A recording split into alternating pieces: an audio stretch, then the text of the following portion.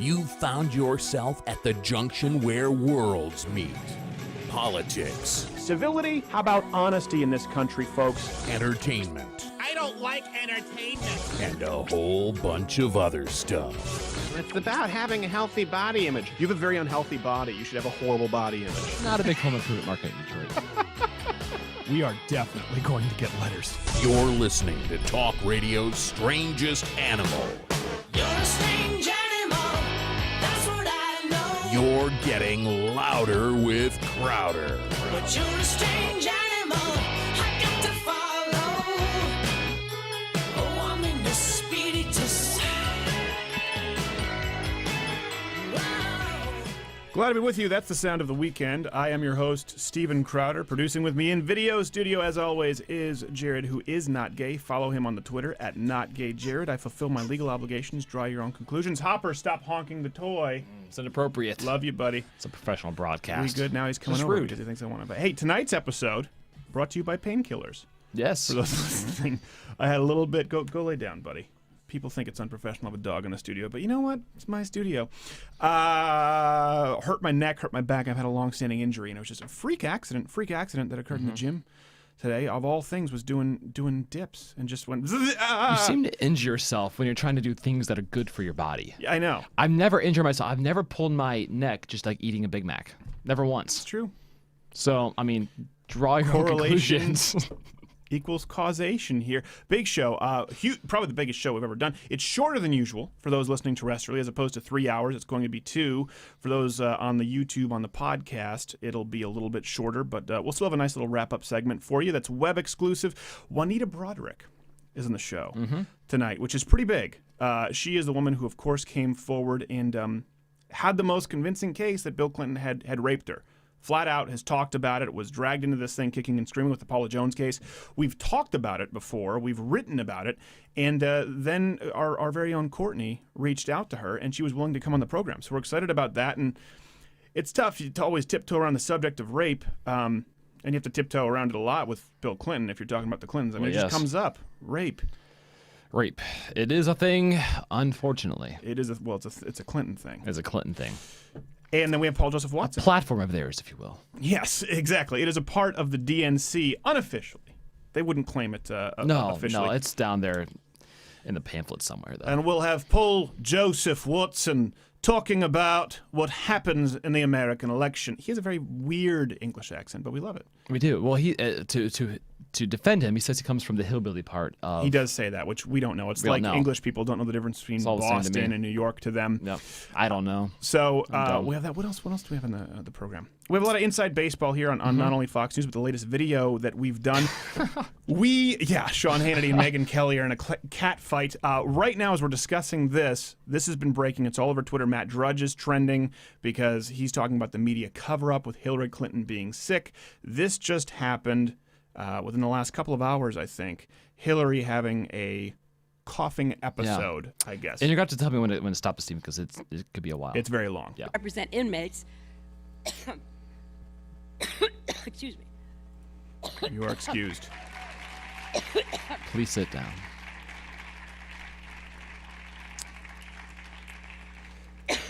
Too much to say. Too much to say. Is that a Pepe in your throat? This is like a Monty Python sketch. This just keeps on going. Okay, so that happened. Here's the deal with this. Matt Drudge is saying there's a media cover-up. Is it reasonable to assume that maybe Hillary Clinton, pneumonia, there's still leftover effects, even if you get on antibiotics? I know someone right now who's had it. Sure, there could be some leftover effects. It's flared up. She's not getting a lot of sleep. But that's not what she claimed. She claimed it was her hypothyroidism flaring up.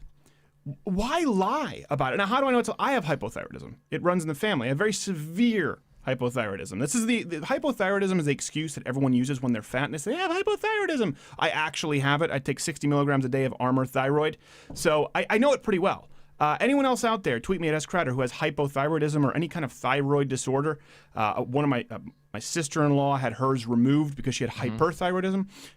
There's a long list of symptoms, none of which are coughing for 4 minutes on end. Yeah, that looks more like a bad batch of baby stew. What? Yeah. stew from babies. That doesn't make any sense at all. It's more of a stomach issue, I think. It's just coming up. I think with you, all it's the more it's a souls of soul children she's issue eaten. with you. So here's the deal: why does she lie about it? That's the issue. I don't understand why she would say that, and that's what makes you think, where there's smoke, there's fire. Is there more going on here? Why is she? It's not hypothyroidism. I guarantee you, it's not. It's the same thing with pneumonia. If she just said pneumonia, it wouldn't have been a big issue. So, anyways, this will be a big issue, and you know what? This is why the election is anyone's game at this point. We'll talk about that in the polls and give you a little more info that I think there's a lot of misinformation out there. So real quick, we have to wrap up. The big story of this week was the VP debate. VP debate went down. I think Mike Pence did a lot better than Donald Trump did in the presidential Stands debate. a lot to teach Donald Trump, I think. Donald Trump could learn a lot from Mike Yes. Pence. Demeanor, style, substance was way better for Mike Pence. However, and we talked about when it happened, I said tomorrow they're just gonna roll the clip when Mike Pence said Donald Trump never said that.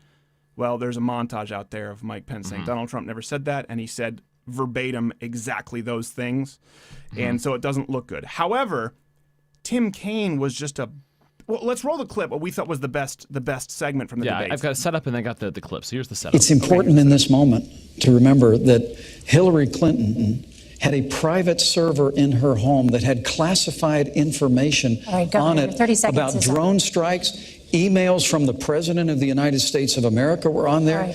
Her private server was subject to being hacked by foreigners. I'd like to ask you about Syria. So that's the setup. That's the setup, which is important. And you can already see not only Tim Kaine interrupting, but the moderator interrupting for Tim Kaine. This was an absolute example of blatant bias, far worse than Lester Holt. And that's what's wrong when you say, well, Lester Holt. No, this was really bad. And so when you say everything is horrible bias, it's hard. It falls on deaf ears when this one was blatant. Here's what we thought was the highlight. For this, we have a justice system that does that, and a Republican FBI director did an investigation and concluded. All right, we are moving on now. Senator, if your son or my son handled classified information the way Hillary Clinton did, they'd be court-martialed. That is Boom! Get out the way! Have a seat, Timmy. That was pretty good. It was like it was like debating Vince Vaughn from Wedding Crashers. Tim Kaine just I got words in my head. I have thoughts. I have thoughts. Let me express them always. I have opinions too. Me too. Yeah, it was just bad. Like I tuned in for about 5 minutes of it, and I could tell that this is just a bitch fest of Tim Kaine and the moderator. He was just a drunk uncle at a cookout who just thinks everyone wants to hear his opinion. Like he just read a Chomsky book, and you're like, "Oh, Uncle Tim, stop!" I hate to say it just really is one of those very punchable faces. Do you know what goes into that hot dog? Well, I just want to. I have opinions on hot dogs. That's going to be a GIF. That is going to be a GIF.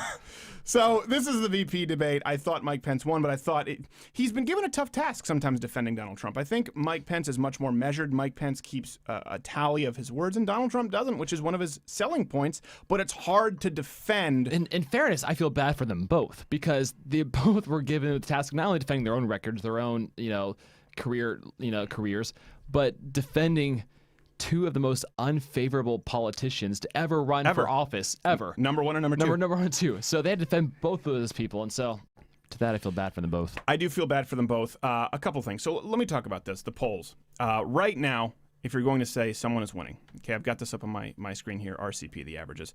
The betting odds are about 75 to 80% in favor of Hillary Clinton. Now, a lot of people don't like this, and they just say, oh, the polls are rigged. Well, let me talk with you about that, okay? Here's kind of what it comes down to. Hillary Clinton just needs Pennsylvania and New Hampshire, and she can do it.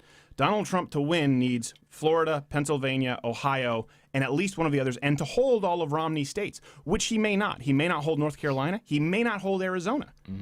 So that's important to note. The math it could come down to that Tampa corridor. The math is really, really hard for Donald Trump to win. Now, I hope he wins. I certainly would rather see him win over Hillary Clinton. But for people to say the polls are rigged, the danger here, I know it's better for clicks.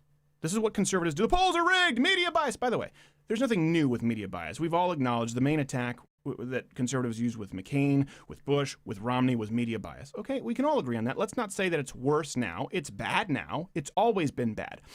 Here's the deal. Do I think some polls are skewed? Yes. Do I think all of them, the totality, are skewed as propaganda? No. And here's the deal. People taking the polls could be liberal. That's a possibility. But guess what? Polls, unlike news where they're only as valuable as their entertainment. That's what news largely is, entertainment, as seen by the catfight between Hannity and Megyn Kelly. Polls are only as valuable as their accuracy. And if they miss it a couple of times, well, guess what? No one's going to take them seriously anymore, and they're out of a business, the polls. So they do have an incentive. They are beholden to some form of accuracy. And here's the deal. Is there proof? Is there proof that polls have been skewed and they've been wrong? Not in the last 12 years. Not in the last 12 years. Last 12 years, you don't need to bring this up, Jared, because it's all horribly formatted. The final RCP average had Obama up by 0.7 against Romney, and he won by 3.9. So they actually were more favorable toward Romney. If you go to Florida, they had Romney up by 1.5, and Obama won by just under a point against Romney. Same thing across the board if you look at the polls. They were actually more favorable to Romney. Same thing with McCain. The final polls in a general, RCP, had Obama up 7.6. In that one, he actually won by 7 points. Damn it, we have other stuff to do. We have other stuff to talk about. So if you look, even if we go back to Bush and Kerry, the polls have actually favored conservatives a little bit more. Now, does it mean that they're 100% accurate? No. But it doesn't do you any favors. And I don't know why I would come on here and lie to you. The polls have an incentive to be accurate. Not all of them are. And this is why you should take polling agencies, not newspapers, people who their sole purpose is to take polls, not like New York Times or LA Times or Washington Post. Obviously, they have more of an agenda, but Quinnipiac, Gallup, Rasmussen, they have an incentive to be accurate. It doesn't help anybody to lie about this. And the problem is a lot of people lie about this, and then they sell some false doomsday theories. So I'm going to get a little positive after this break and tell you why, regardless of the election, still need to go out and vote. If you vote Hillary Clinton, we're going to IP ban you. But regardless of what happens, America is not over. Let me lay out the case. And I know some of you will be mad. What can you do?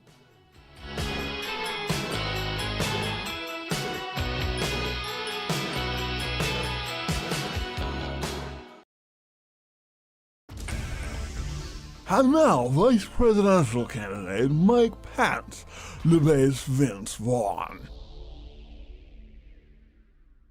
Well, I just think that if we're being honest about the policies for the last 8 years, the American people want... All right, Pence, okay, I understand where your head's at. Okay, I like where you're coming from. I see you got a little bit of low energy. You're trying to kind of counterbalance, right? The energy that Donald Trump had. He was interrupting. People had a problem with it. I like that. You're a cool cat. I dig that about you, but I'm going to take the floor if that's okay. Well, actually, I was just trying to... Okay, stop.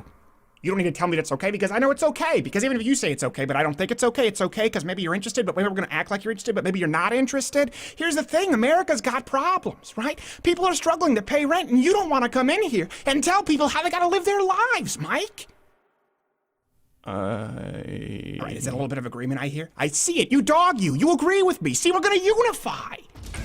They ought to put that man's mouth in a circus. Stay tuned for more as Vice Presidential candidate Mike Pence debates Vince Vaughn.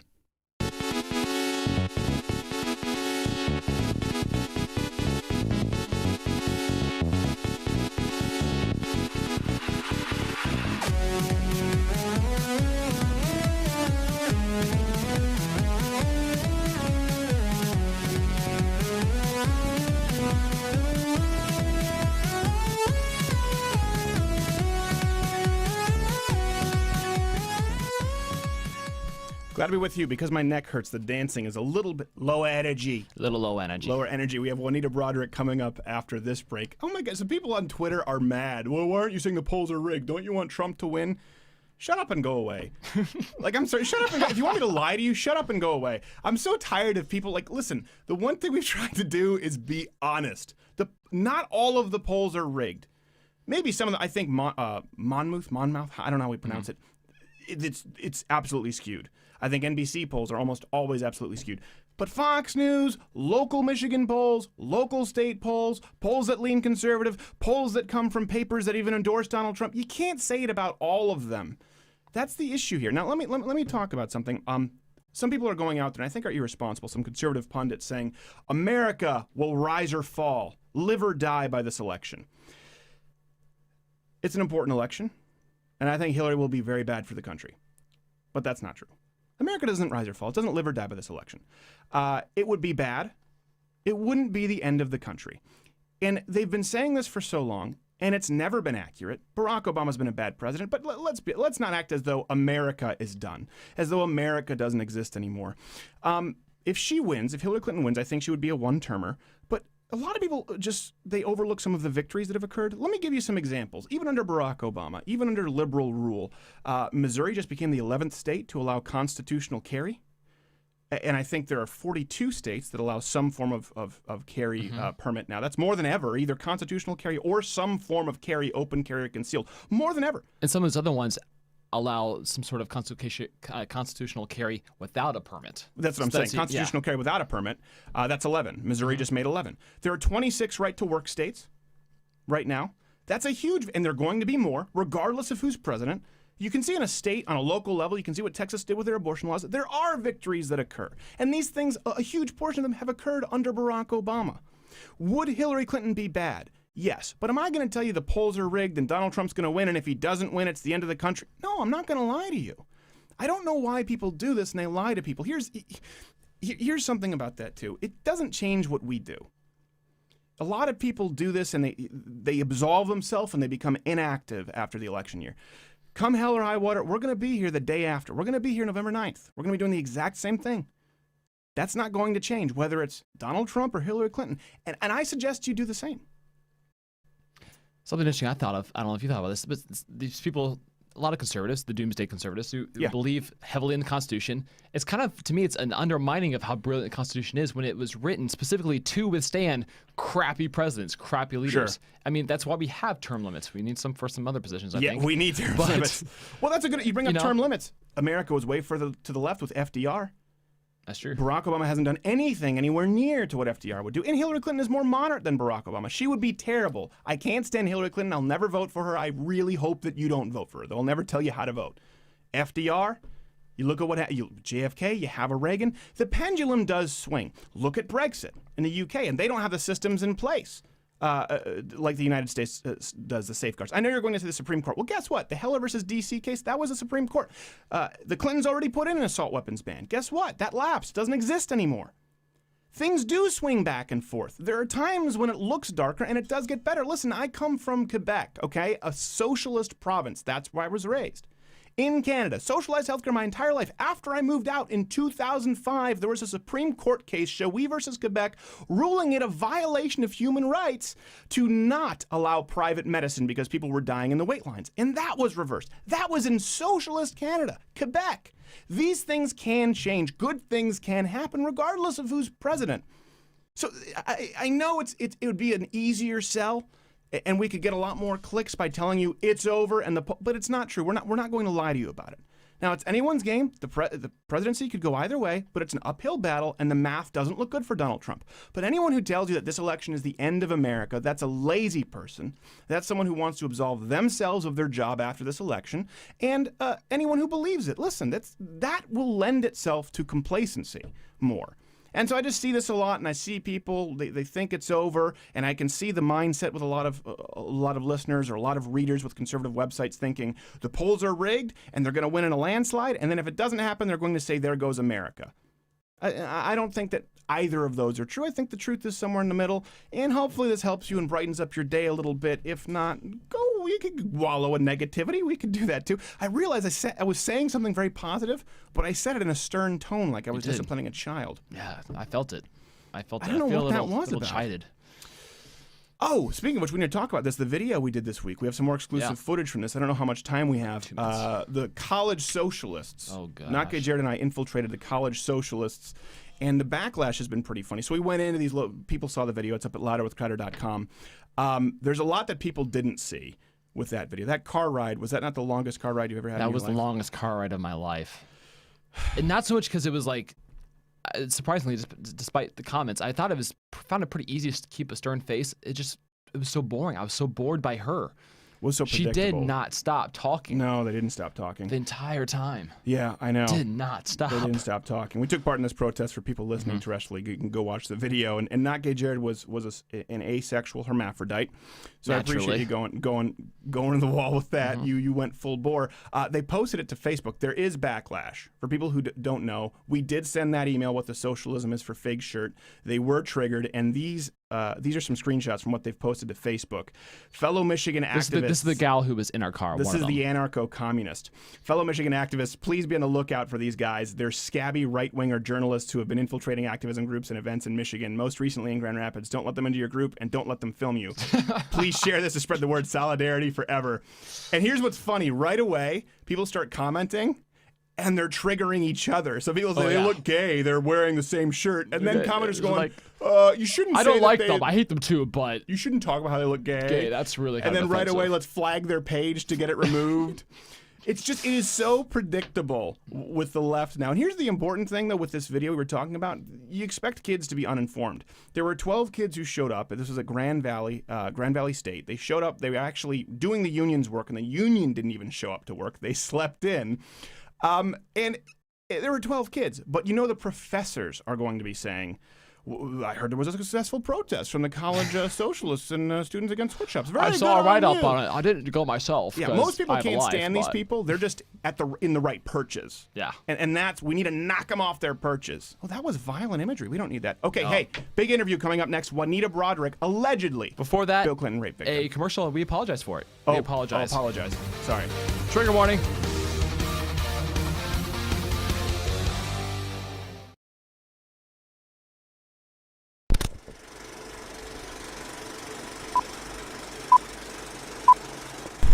RAPED, this is what you asked for. Let's get this contract on the move. And pensions are what we want, but RAPED workers won't be screwed. Screwed, screwed, screwed, screwed, screwed, screwed, screwed, screwed, screwed, screwed, screwed, screwed, screwed. RAPED, this is what you asked for. Let's get this contract on the move. And pensions are what we want. RAPED workers won't be screwed. Screwed, screwed, screwed, screwed, screwed, screwed, screwed, screwed, screwed, screwed.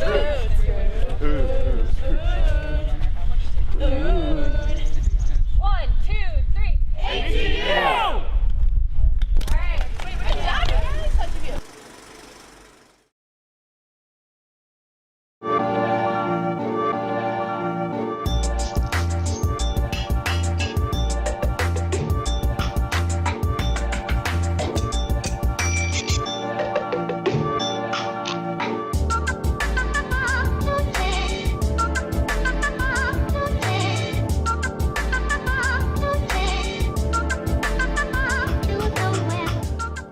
Glad to be back with you. We have an exclusive here.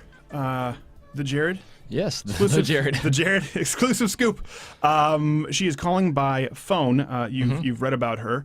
You've heard about her, and she's been in the news quite a bit lately because of her relationship, I guess we'll say, or speaking out against the current, front runner for president of the United States. Oh. I just had a chill. You just had a chill. I might need to go to the restroom during the break. That was not just thinking about her as president of the United States. We have her here. Thank you so much for being here. Juanita Broaddrick, thank you for coming on the show. Hi, Stephen. Thanks for asking. No, we're glad to have you. Now, you've been pretty active on Twitter lately, and you had this dust up with Chelsea Clinton. So, like we said, you can always tell us what you don't want to talk about or do want to talk about. What is it that seems to have sort of spurned on this resurfacing and talking out against the Clintons so much? Well, when Chelsea came out and said that her father's sexual recklessness were just misdeeds and didn't have any place in the campaign, I was livid at that. They were not trivial. These were horrible sexual crimes. Yeah, well, they really are terrible, especially when you take the totality of it, right, Juanita? I mean, we won't talk even necessarily about your specific situation, but you can just run down a list. You met Hillary Clinton how long ago? 38 years. 38 years ago. So before we get into, okay, let's put that on the shelf. There's so much to get into, Juanita. Forgive me for jumping around. Let's do this first. When you first met Hillary Clinton or the Clintons, what was your impression of them? How did they treat you? Well, when I was working in his campaign, I was excited about meeting him. He came on a campaign tour around this area and visited my nursing home. And I met him then, was very impressed with him and what he wanted to do for Arkansas. But he especially talked to me about what he wanted to do for nursing homes. I had told him that I was very interested in talking to him about the plight that the nursing homes were in, not enough reimbursement for taking care of our patients properly. So I met him, and then he told me if I was ever in Little Rock to call his campaign headquarters. We would set up a meeting and discuss these things. And oh my God, it was exciting to have a willing ear from the people who regulated my business. Sure. And, well, looking back, maybe he was interested in nursing homes just because he was scoping it out. Well, these days he'd be visiting for whole new reasons. Yeah, exactly. He's that age. Bill Clinton. Good Lord. Yeah. So that was the culture, but you were excited. And when do you think, when did that turn? Is there a culture of intimidation, of misogyny, just as an overall aura with the Clintons, or is it just behind closed doors? Oh, I think it's just behind closed doors, but they've affected so many people in so many people's lives. It's very criminal what they've done. When I think about Hillary, after the rape occurred, I met her at a fundraiser, which people say, well, why on earth did she attend a fundraiser? I did not attend a fundraiser. I was still in denial and shock at what had happened to me. And when I was getting rid of, I had told the volunteer people that I wouldn't be working in the campaign anymore because I told them that my business was demanding too much of my time. Right. So when I was going through all my campaign material, throwing it away, I found a folder with about 3 or 4 checks in it, which were to the campaign for him running for governor. And I'd forgotten completely that I had these, and lists of people who still were considering donating. So I went early to the campaign fundraiser just to give these to the main lady from Little Rock who was going to be there, and also tell her that I would not be volunteering anymore. So my friend and I went up about 30 minutes early, and we met with her, and I gave her this information. Now, when you say her, you mean Hillary Clinton? No, the lady from the Little Rock office that I gave checks and the list to. Okay. In fact, it's a funny sideline on that. She resembled Bill's mother, so I left there with the impression that Bill's mother was his campaign head. That's a whole other level of creepy with them, but continue. I know, it was hilarious. But before we got out the front door, here comes Chuck Watts. He was a local pharmacist who had driven them from the airport, and he comes straight into me before Norma and I got out the door, and he said, Juanita. He didn't know what had happened to me. He was such a strong Bill Clinton supporter. He said, the topic of the conversation all the way from the airport was about you and the Clintons asking questions about you.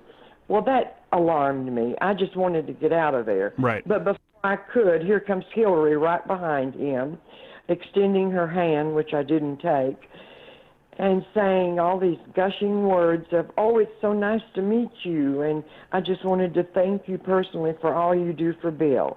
And I just nodded and was going to get out of there because I definitely did not want to see Bill Clinton at all, didn't want to come face to face with him. Well, let me. I just want to kind of halt here real quick because we want to tread around it. But you said the rape. So for the audience, because I know we don't want to get into specifics, just make sure they understand when you say the rape, you are referring to Bill Clinton raping me. Okay, good. I didn't want to bring that up for any legality issues. So if you can say that, we don't have to get into specifics. I want everyone to know Juanita Broaddrick has come forward. Bill Clinton raped her. Bill Clinton raped me. She just said that. So if she refers to it as the rape or something, I'm sure there's some discomfort there. Just know that's what she's talking about. Sorry, Juanita, just for listeners who maybe aren't familiar. We have a lot of young listeners who, Juanita, they don't know about this. This is all new to them. I'm getting all these tweets that I've just read about this. I just didn't know about this. Yeah, I'm surprised. They think Bill Clinton, here's the thing, they think Bill Clinton had a little bit of fun under his desk with an intern in a turquoise dress, right? That's what they think. They don't understand if you go to just through the list of other willing people with whom he's had an affair. I mean, you could almost not count them in a lifetime. Then there's an extended list of people, not only yourself, who say that they weren't willing. I think yours is probably the most severe, but that's why I ask if there's a culture of this, because it's getting to Bill Cosby territory if people understand the totality of it. There are so many women throughout their entire political career who have similar stories. Yeah, we're not talking about marital, extramarital affairs. We're talking about criminal rape and sexual assault. Right. And criminal rape and sexual assault, not in the current sort of third wave feminist of I had slightly too much to drink or I regret it. You are talking about definitively criminal rape, correct? Right, exactly. Gosh, just talking about, so, okay, I want to ask, a lot of people have sort of, there's conjecture, people say, well, Hillary Clinton would refer to them as bimbos or silence them or intimidate them. Did any of that happen with you? What were the repercussions afterward? Because you did go almost entirely underground for a long while and silent. Oh, yes, I did, Stephen. I did not, listen, the culture back in 1970s, if I had come forward, people would have blamed me for allowing this man to come to my room. Mm-hmm. And so I was afraid of them. And this man regulated my business, my income. I owned a nursing home. And his word, if projected in the wrong way, could close my doors. Right. So I was very frightened of the situation. I would never have come out if it hadn't been for the Paula Jones case. They investigated me and named me Jane Doe number 5 in that lawsuit. And I was angry at that. I had stayed quiet for so long. And here comes Paula Jones, people. I like Paula Jones, and she's a friend now. But I did not feel like these people had the right to out me for their own personal gain. Right. Well, that's important because obviously the arguments come forward. You've heard this. They say, well, this is a woman who had extramarital affairs herself, several times married. She's doing it for the attention. What you just touched on is important. For those who don't know, you were roped into this against your will because of another case, right? Right, and I was angry and that's why I denied it. I was not going to let them control me. I did not tell the truth until Ken Starr's people subpoenaed me for a deposition. And at that time, I still wanted to stay out of it. But my son is an attorney, and he came to me and he said, Mom, it's past the time that you can hide from this anymore. You've got to tell the truth because this is a federal case now. Right. And so at that point, how did your life change at that point? Did you have to take extra? My gosh, pretty much like it has right now. I went through about a year. Lisa Myers is a friend. She became a friend over a year period of her trying to get me to come forward, which I finally did, back in '99. It got real hectic after that. But 99% of the people supported me. There were so few negative comments. Well, of course, outside of the Clinton campaign themselves, which goes to the next question, because she's obviously championing herself a feminist right now. It comes down to, if, like you said, she came up afterward and was reaching out, giving you her hand and gushing about you. Do you think it was Hillary found out after the fact and she was in too deep politically, and so, gosh, I kind of have to stick this through and hope it goes away? Or do you think Hillary Clinton, potential future president of the United States, knew about this, knew the kind of man her husband was, and for political expediency said, we're doing this anyway? Oh, yeah. Yeah, I definitely do. When I met her 38 years ago and was trying to turn away from her and get away from there before the fundraiser started, and she pulled me close to her, grabbed a hold of my arm and my hand, and after she said how much she appreciated with this big smile everything I did for Bill's campaign, that smile faded, went into an angry, angry look. She took a hold of my arm, pulled me to her, and said, do you understand everything you do? These were powerful people. That frightened me. Oh, yeah, I can imagine. Well, people talk about a culture of intimidation, in the workplace now. Feminists talk about that and how men can intimidate them just through speaking sternly or maybe not giving them enough attention. That's a woman, really the most powerful woman in your life at that time, as you said, in Arkansas. That's a blatant abuse of power used to intimidate you. That's worse than just Bill Clinton going around and philandering and doing this and her not knowing. I know. I felt from that moment on, Stephen, that she knew exactly what had happened to me. Why would she do that to me otherwise? Right. I think she knew, and I was a threat. Why? And I'd love to keep you on after the break, so we only have about 40 seconds before we go there. Why has so little of this stuck to the Clintons? So I know that's what critics will ask. Oh, please tell me. I don't know. Well, I mean, but Paula Jones, this. I mean, if yeah, there's... I get so frustrated, I just have to turn the TV off.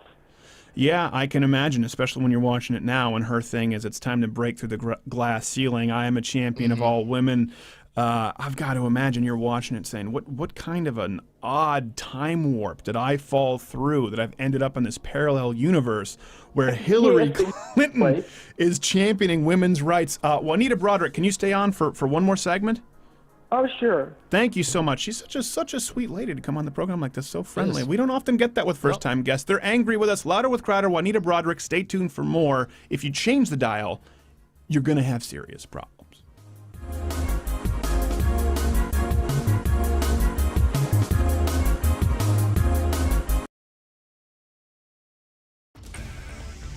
And now, Vice Presidential candidate Mike Pence debates Vince Vaughn.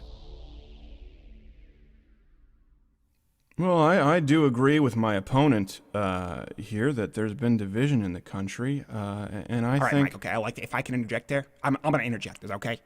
Well, I don't... I'm going to take that as a green light, okay? You're going yellow, you're going red, I'm going green light, okay? Because, see, listen, I find some common ground here, right, with Mike Pence. I think we need to unify. I don't even know what the words are anymore. I don't have a lexicon. Are we supposed to say colored, but that's colored people? We're not supposed to say colored people, but people of color, and that's okay? What am I supposed to do with the Native Americans while they're drinking their firewater? I don't know. How can I know? Mr. Vaughn, if you could just let me for a moment... Okay, well... Everybody see that? I don't like that hand out there, Pence. Okay, I don't like you getting your hands out there. This man put hands on me. He's getting physical. We're talking about running for the presidential office or vice presidential office, and this guy can't even control himself on a very physical level. That's not a guy you want in charge. I didn't get physical. Listen, okay, Fearball, I can see your interpretation of that. You don't think that you got physical, but I tell you what. I wish you did, you old dog. You. Let's get physical. Go on down to Copacabana, have a few rum shots, make some bad decisions. They ought to put that man's mouth in a circus. Stay tuned for more as Vice Presidential candidate Mike Pence debates Vince Vaughn.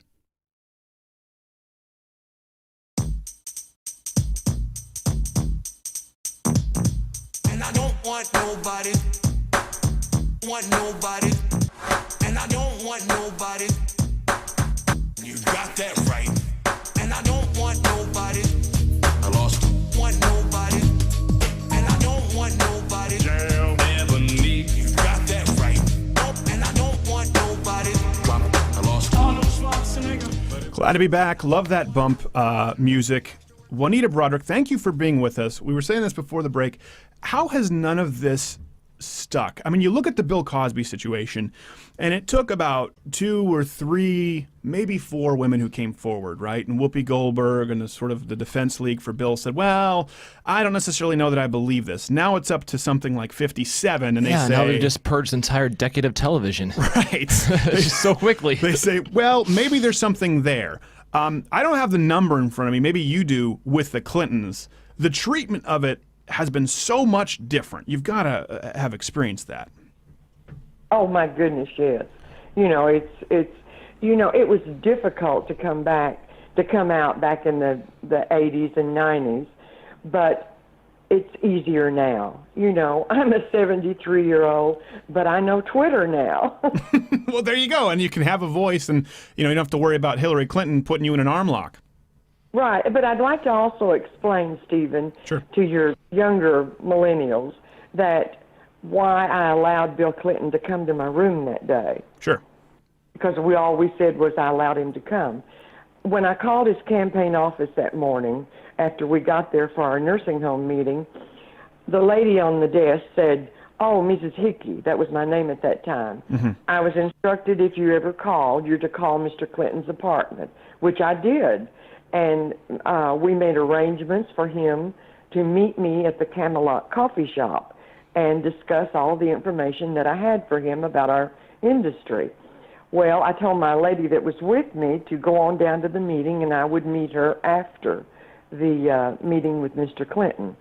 And he told me he would call me when he got to the coffee shop. He did call, but he said, "There are so many people down here, and there are reporters. Can we just have coffee in your room to discuss this?" And a little bit of an alarm went up, but I was talking to the future governor of Arkansas and the present attorney general, and I really didn't have a fear, so I allowed him to come to my room.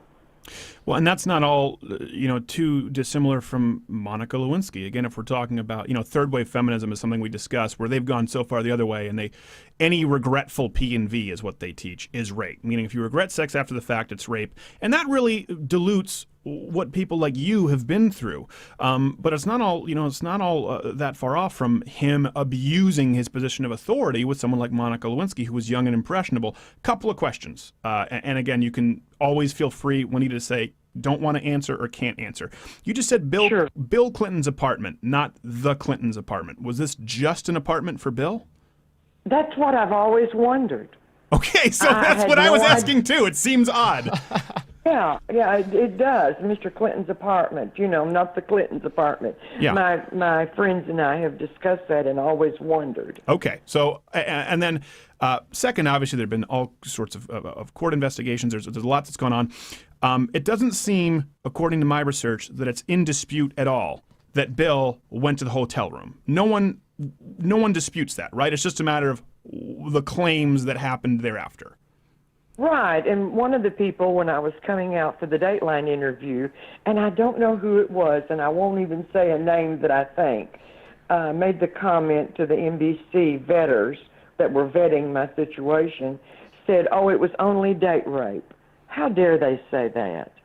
Well, what does that? What does that even mean? That means that I got into. To me, it meant that rape, if you had secured a date with the person, was not a bad thing. Right. Is that horrible or what? Well, it's horrible, especially in contrast with Hillary Clinton, who's doing interviews with Lena Dunham. I don't know if you followed this at all. Well, Lena Dunham came out and accused a man of rape. Now, she was doing drugs. She talked about it. She did invite him over. She did want sex. She did consent during sex. But then the next day talked about how she didn't feel good about it and she thinks that he threw the condom away or something like that. We tracked down the guy who she accused of rape. Vehemently says it's not true, and she backtracked it. So that was considered an outrage and rape, where someone all along the way consented and then regretted it. Now, I don't consider that rape. That was not my case. No, exactly. So, but for Hillary Clinton to jump on board with that and jump on board with the college social justice warriors who want everything to be rape, and then in this case not come to your defense because what was just date rape seems a little mind-numbing to me. Oh, it does. And did you notice on Hillary's website where she had all sexual abuse victims should come forward and be believed? After I came back out, she removed should be believed. Really? Oh, yes. Yeah, that was a big thing. Wow. That was That's from convenient. They should come forward and we can take the brakes out of their car. Maybe that was the subtext. Yes, very right. Well, I do think you've inoculated yourself. Listen, it's a conspiracy theory. Regardless of the Clinton body count, however, they do seek and destroy political enemies. I don't think that's anything that's in question. Whether they actually kill people, okay, that's conspiracy theories can be fun. But I feel like you've maybe inoculated yourself. Do you feel a little safer? You mentioned you were in your 70s, but because you've been so public now, it would be really hard for them to retaliate without something being traced to them? Oh, exactly. That's why I feel safer. I'll never feel completely safe. And I certainly won't feel safe if she becomes president of the United States. I will fear for my life. I really will. And that may sound harsh, but I do fear if she becomes president that I won't be safe. Are you voting in this election?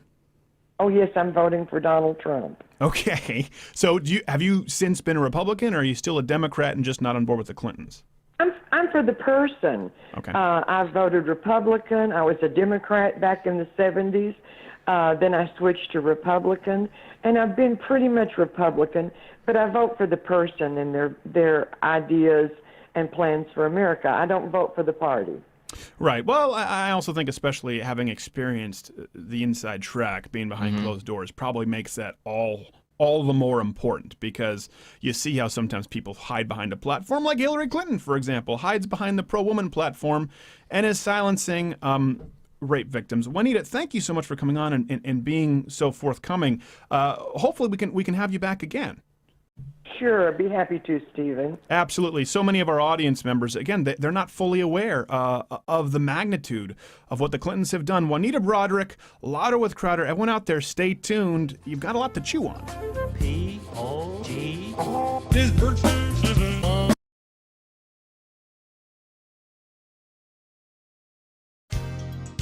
And now, Uncle Tim Kaine at a party. Hi, what a great party. Oh, hey, Uncle Tim. How you doing? Good, how are you? Oh, I'm good. Yeah, I saw the debates, and it seems like you guys are, you're doing okay there. I got a present in my pants. Try and find it. What? It's an October surprise. This has been Uncle Tim Kaine at a party.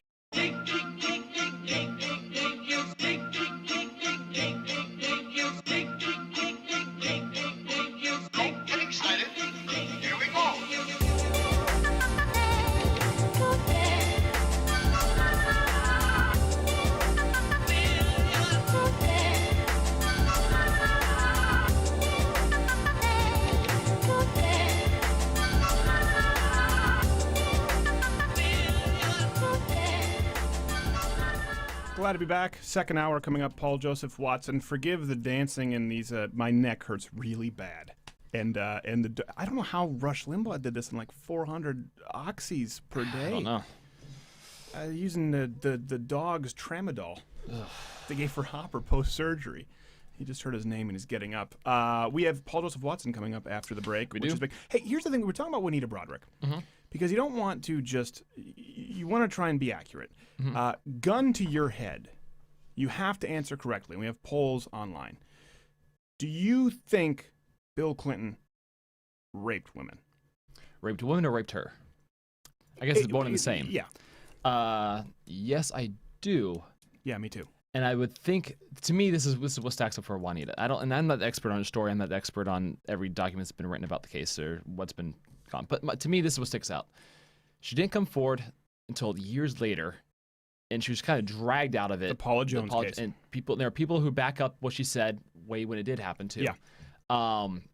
She did that. The things can be verified of about facts that the there phone are, calls, her relationship, where Bill was, going to the hotel room, that kind of stuff. That could be backed up. And as far as I know, there's nothing that she's gaining by this. No. She hasn't written a book. She's not. We asked her, if you remember. Oh yeah, we asked her if they were. This is true. We air, said, "Do you have any plugs?" And she said, "No, I'm not plugging anything. I don't have anything to plug." She's not even verified on Twitter. No, she's not even verified on Twitter. She stands nothing. She stands to gain nothing. And her story has been remarkably consistent. It has been very consistent. So, and as a matter of fact, the only thing that is even being argued is what happened when Bill Clinton, a married man, went into that hotel room with this woman. That's the only thing that's even up for debate. Yeah. And so at the very least, it's inappropriate. Yeah, she best case scenario. And when you add, there are also so many complaints with the state troopers there in Arkansas with Bill Clinton and sexual harassment. So here's the thing. We know that he cheated. By the way, if we're going to use the feminist definition of rape. Absolutely. Monica Lewinsky's rape. Yeah. He's the president of the United States being blown by an intern under the desk. Say she had a little bit of regret afterwards. Yeah, she had a little bit of regret, and she was absolutely pressured into it, a man in a position of authority. But feminists are deafening. Right now, would I consider that rape? No, I consider him a scumball. That's not rape. Feminists would consider it rape. Certainly if Mike Pence did it would be front page everywhere. But you don't even need that. By the classic definition of rape. The same broads are pulling the lever for Hillary. Yeah. Forcibly having sex with a woman against her will. I believe so with Bill Clinton. Because we also know that he attempted to sexually harass women who weren't willing. Not just the ones that he had affairs with, the many, many, many over several decades, but several women. We're talking about Paula Jones, Jennifer Flowers, who, like, he basically dropped his pants and came forward and said, you wanna? It's ballsy. You got to respect his... Got to respect the game. Pendulous balls. Yes. For that man. So I think when you add it up, it's not really a conspiracy. It's just, all right, how far did he go? Speaking of which, how far did Not Gay Jerry... Oh, by the way, I need to tell you this. We're going to be live streaming Sunday, the debates, of course. So that's why this show is a little bit short on the painkillers. There's not as much packed into this show because we will be live streaming the entire presidential debate, new drinking games. Yeah. And some special guests and surprises. Amped up a little bit. Take it to the next level. We're surprised as to how many people. And we're talking about even not live streaming the debates, but live streaming the Young Turks coverage. Live streaming the Young Turks debates, live which streaming would be the debates. Spectacular. It would be like a video in a video. Yeah. Like you've walked into a parallel like dimension. Watching across the universe on more drugs. Oh, let me ask. Let me read the poll results, and you bring up that screenshot because people are asking about the video. A lot of people want to know about the video. 509 votes in only a few minutes. Is Bill Clinton a rapist? 40% said yes. 27% said absolutely. 33% said you have to ask. Well, it's unanimous. It's unanimous. He is a rapist. Rapist. Someone call up Mattress Girl. Yes. So the video. This girl also posted that when we did this video at this Infiltrating Socialist, there's the original one. Another comment that was posted we thought was funny in reaction to this video. You can kind of go, you can pause these if you want to see these. Go through the one where she said, she talked about us being, she was trolled by alt-right. Yeah. Here's a different post. She said that. Where is this? Right here. When the alt-right gets pissed enough to make a alt-right? I think the left just accuses anyone they disagree with of being alt-right. It's only terminology. You don't know all the words, Stephen. Right. And by the way, when I say social justice warrior... They've dwindled down their vocabulary to next to nothing. They got to use what they got. When I say social justice warrior, I certainly think that pansexual queers who suffer from PTSD... socialists qualify. I don't think I'm going out on a limb. I'm not just saying, I don't even think Hillary Clinton's a social justice warrior. I think these people are. Speaking of social justice warriors, we'll have more on that. We'll have some more videos on the YouTube channel. We might release some extended footage with this. There was just too much to fit in. Lacey Green is the subject of some controversy. This is one that's close to our hearts. Why? Because we've been hit with false copyrights from leftists. And say what you want about conservatives, say what you want about the right wing or even the alt-right. I don't know. I would assume the alt-right doesn't as well. I'm not as in tune with what they do. Conservatives aren't the ones constantly trying to remove criticism. Our biggest challenge on this show is bringing on opposing viewpoints. That's why we respect the Sally Cohns, the Phil Advises, the Zach Fords, Christopher Titus. A lot of people don't step into the arena. So we've had false copyright strikes on our channel from liberals who just don't like the criticism. It's totally fair use to try and get videos removed and silence conservative voices. And YouTube, a far, far left organization, is all too complicit. Lacey Green has a show on MTV called Brawless. Surprise.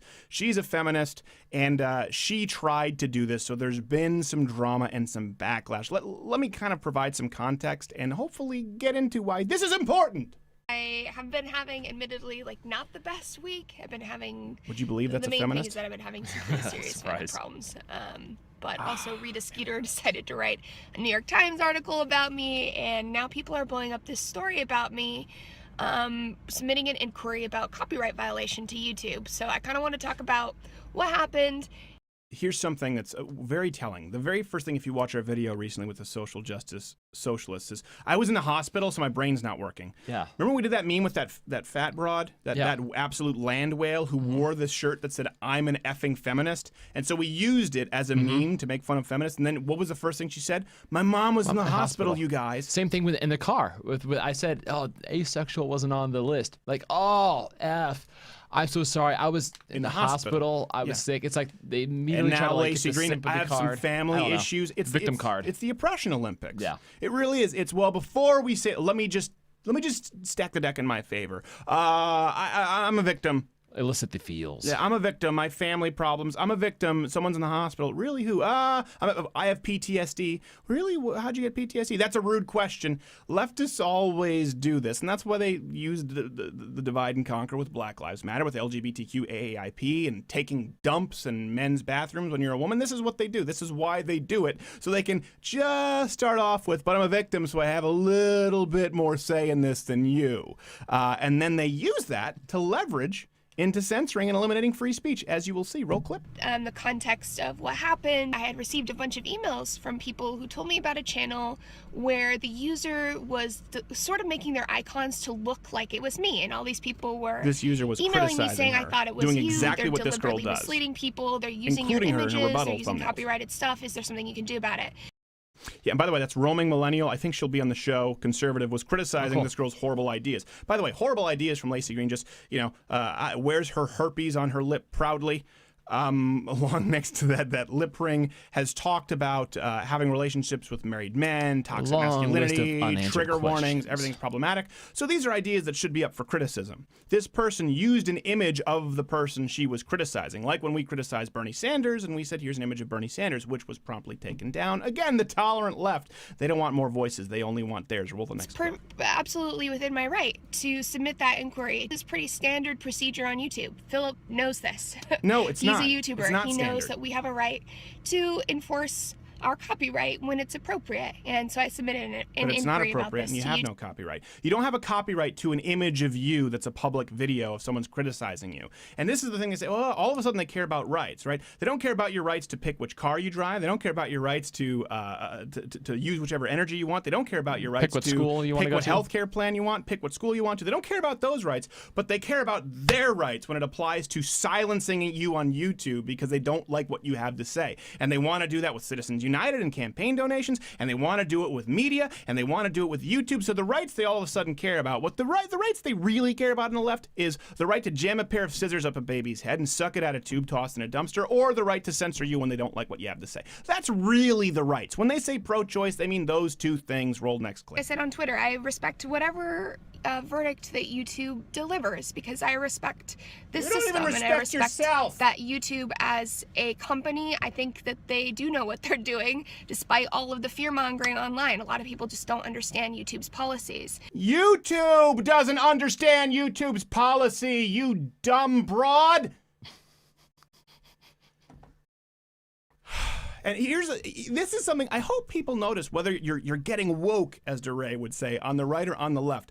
You notice YouTube implements this YouTube Heroes. For those listening terrestrially, YouTube decided they want to reward people for spying on other users and flagging content as potential hate speech or inappropriate. They said, we want to reward these people. We want to reward these little fascists in training. That's what YouTube did. So here's the reaction from the right, libertarians, alt-right, conservatives, even liberals like Dave Rubin, who just aren't the modern regressive left. They were all absolutely appalled. How could you do this? How could you take away free speech? Everyone on the left, like the Lacey Greens and the Young Turks, go, it's actually a pretty good policy.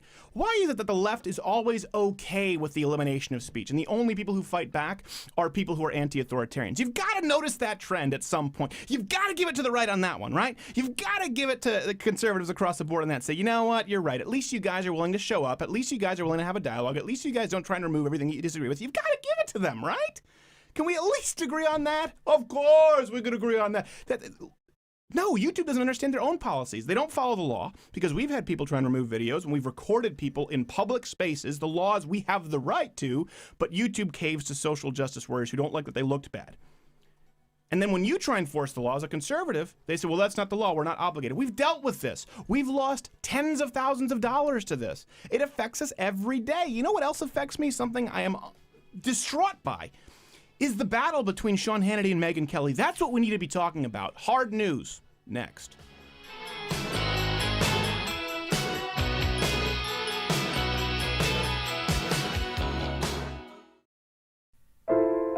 Conversations behind closed doors with social justice warriors. Yeah, well, my neighbor is black, and he actually has asked me a lot about our intersectionality. Ooh, yeah, I wouldn't say that. I'm sorry. I like your activism, don't get me wrong, but we should really use the term people of color. Oh, I'm so sorry. I didn't realize. That just seems to me like it might be problematic because we're not supposed to say colored people. Oh, wow. I can't believe he even just said that right now. Well, God, me neither. Well, I hear you, but please hear me. I don't appreciate you using he in masculine pronouns because, as you know, I identify as intersex. We prefer the term hermaphrodite. Actually, no, we actually do use intersex. Sorry. Well, that's quite all right. I just want to make sure that we all avoid anything problematic. Yes, we should definitely avoid anything that could cause offense. The word should is used oppressively, and I think we should eliminate that from the vocabulary of this group. I can get on board with that notion. That's true. Should is a hard word. It would be better to use suggestions like, it would be nice if. Yes. Or we would prefer it, should you. So, it would be nice if you got off your high horse with the colored people. Conversations behind closed doors with social justice warriors. Hey, Jared, what are you doing? Shooting bad guys. With what? By AR-15. Where'd you get it? AR-15.com. Enunciate it more clearly so our audience can hear. AR-15.com. That's better. They sell guns now? Yeah, they do. Are they any good? They're the best. Where from? AR-15.com. Kapoo! Kapish! You really make that sound? Didn't have the budget for sound effects. Kapoo! Kapow! Oh, there's another one! Kapow! You got him! With what? By AR-15. From where? AR-15.com. Hey, how do you know they're bad guys? Turbans and burkas. Kapoo! That's racist!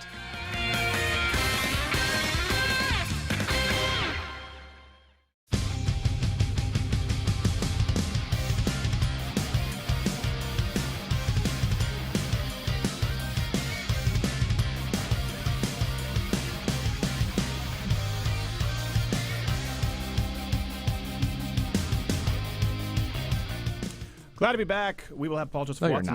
No, I'm not. My neck hurts so bad. I can't even tell you. This hasn't happened in so long. I am just trying to keep together. Trying to inhale my gonads. My gonads. I don't remember. That was a name that movie reference. Tweet me. I'm not even gonna try to. Keep it together. You don't know what that is? I don't. Heavenly God. Oh yeah. Okay. Heavenly Father. Heavenly Father, I just want to get some coffee. Yeah, let's go. Tweet me at Crowder at NotGayJared. A lot of little 14-year-olds on YouTube think you're hot. Well, there we go. 14-year-olds and the 114-year-olds have a thing for me. Speaking of schoolyard 14-year-olds, Sean Hannity and Megyn Kelly are in a little spat. God bless journalism in 2016. All right, people have been asking for me to dish for a while on Inside Baseball at Fox News. What better night than painkillers? That's when my judgment is at its most sound. This is what triggered Sean Hannity so much from Megyn Kelly. Let's roll this and then talk his reaction. With you say they've designed her situation so she's not in a place where she feels uncomfortable or is anything unexpected could come at her, which is why she sat for a half an hour with Mary J. Blige, the singer, which is why she did Entertainment Tonight this evening, which is why we just found out that when she went on the Steve Harvey show, she had every single question given to her in writing in advance, and then she feigned surprise as the questions were asked. And Donald Trump, with all due respect to my friend at 10 o'clock, will go on Hannity and pretty much only Hannity and will not venture out to the unsafe spaces these days, which doesn't exactly expand the tent for either one of them. There, that's my 2 cents. Stuart, I'll give you the last word. Okay. Am I the only one who heard that, right? Am I the only one who finds that entirely reasonable? The fact that was it? That's it? You're waiting for more? There is no more. For people who get mad, this is the problem. If you get mad because 3 criticisms of Hillary Clinton, much more harsh, and then a very polite criticism of Donald Trump involving Sean Hannity. She mentioned 3 instances with Hillary Clinton and followed up on corruption and staged interviews, and then said, and with all due respect to my friend at 10 o'clock, Donald Trump won't do any other shows. And Sean Hannity responded... That was said in a way that was still complimentary of the campaign, saying you're not helping yourself. It's constructive criticism. It's constructive criticism, whether you like it or not. And listen, it's true. Donald Trump doesn't like to go on shows that don't fawn over him, just like Hillary Clinton doesn't, okay? This is new. This is pretty new. Yeah, when the last time he was on the show with Joe Scarborough? Yeah, exactly. He was on that for a while. He cut some stopped. loose. Yeah. Does he go on Rachel Maddow? No, he doesn't. Does Hillary Clinton go on Sean Hannity? No, she doesn't. Do any of them come on here? No, and rightfully so. What do? You going to have me play Spot the Tranny? Ambush. So Sean Hannity said, Megyn Kelly, you should be mad at Hillary Clinton, triple space. Clearly you support her, and real Donald Trump did talk to you. Okay, let me give you some context here. I don't like Megyn Kelly for entirely personal reasons, okay? So let me just be clear about that. I don't like Megyn Kelly for personal reasons. I won't get into it exactly why, but I've talked about it on the show. Go back. You can go through some of the Easter eggs. However, in this instance, she was not unfair. She was not out of line. She couldn't have possibly been more even-handed in criticizing both Hillary Clinton and Donald Trump. Do I think Megyn Kelly's supporting Hillary Clinton? I don't think she's going to vote. I probably don't think she would vote for the guy who mocked her. I don't blame her. She's certainly not a liberal. I wouldn't say she's a conservative. I would say she's more in the line of Bill O'Reilly, kind of a populist, Republican, traditionalist, but she probably has some more that's my gauge on liberal it. leanings. Yeah. Just as a viewer. And this is just it's like the world's biggest high school over there at Fox. This is why people don't respect media anymore. I'm saying, listen, and Sean, it looks petty for Sean Hannity to do this. I haven't talked to him in a long time. I liked him when I worked with him, but he was bumped. She took his slot. She increased the ratings dramatically, and now this feuding. I wouldn't be surprised if Sean Hannity has an exit clause with the Roger Ailes deal, where he can leave. And there's the rumors that Trump TV might start. He might start his own news network, so he's trying to show his allegiance there. I wouldn't be surprised. I don't know. It's certainly unprofessional at the very least, and it's like they want to meet at the bike racks. Hey, did you hear Sean and Megyn? They're gonna get into a fight in the fight circle. Fight. Only it never actually happens. It's a shoving match, and they just look ridiculous. I could picture all of that, yeah, but I don't watch cable news anymore. I don't know anyone our age who does, and it's because of this. I only watch it when it's relevant with clips like this. Well, it's like you have to create some kind of an inference. Like I said, I've never been groped by Roger Ailes. Believe me, not for a lack of trying. I wanted to be noticed by the guy.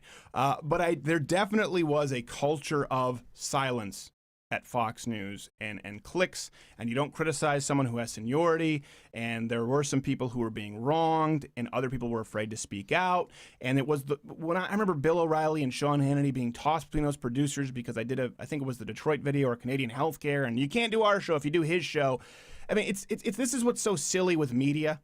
It'd be like Dave Rubin and I fighting, thinking that we're in competition. We're not. Listen, I think anybody out there who does a good job and tells the truth, I think that's good. I think the more voices you have like that, it's not a zero-sum game. There's room for all of us, right? Here's a good example. Breaking Bad did was it 12 million or 14 million in its finale? It was something ridiculous. And I remember when they ran the numbers, it was at least half Republican. I heard numbers as high as 80% because it was very popular in Middle America, very popular in the South. It was a very heavily conservative demographic compared to, say, like a Modern Family with the first 8-year-old transgender kid they just cast. Did you see that? Yeah, progress. By the way, 8-year-old transgender kid, shut up. You're just a crappy parent. He's trans. No, you screwed up somewhere. You left him with the wrong uncle, unsupervised. That's what happened there. No 8-year-olds. 8-year-olds don't even know where they want to touch their genitals at that point. So this is just a borderline child. We'll get into that. Not KJ can tell you all about it, being an asexual hermaphrodite. Oh, yeah. Stories on stories. But people just, I don't know. You can tweet me and tell me what you think. This is just one of those things where I look at it and I go, well, that's why old media is dying. And I would like to see everyone doing better. The whole thing sucks. The whole thing sucks. We'll do it live. Let's say it's half of Breaking Bad. 7 million people. 7 million people. Do you know what they kill Fox for a News fraction is lucky, of that audience? Yeah, Fox News is lucky to draw 3 or 4, and it's going to be shrinking as people have more outlets. And their demographic starts dying. The point is this. If you can't get the people who are already Republican to tune into your news, and Republicans and conservatives aren't, well, what chance do you have at convincing people who are maybe in the center or maybe on the left? We have a lot of those kids tuning in. It's because they feel as though no one else even attempts to talk with them. Instead, you're too busy fighting over the fact that someone lobbed criticism at someone else, and oh, God, stop the presses. How could we? That's my guy. You're not supposed to say anything bad about my guy. I think Sean Hannity's relatively good at what he does. You know, Megyn Kelly is a journalist and Sean Hannity's a commentary guy. They do their jobs. I think they both do them pretty well. But this has been going, it's trending all over the place. It's just so silly. It's a schoolyard fight. And, gosh, are we more mature than them? No. That's too much credit. Paul Joseph Watson up next.